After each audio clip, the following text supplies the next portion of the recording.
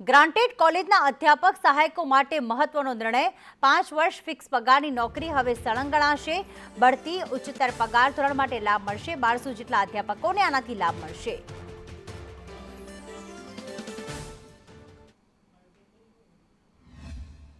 રાજ્યની ગ્રાન્ટેડ કોલેજોમાં જે અધ્યાપક સહાયકો ફિક્સ પગારમાં ફરજ બજાવે છે તેમની આ ફિક્સ પગારની નોકરી સળંગ ગણી તેમને બઢતી, પ્રવર્તતા, ઉચ્ચતર પગાર ધોરણ તેમજ નિવૃત્તિ સમયે નિવૃત્તિ વિષયક લાભો આપવા માટેની રાજ્ય સરકાર દ્વારા જાહેરાત કરવામાં આવી છે।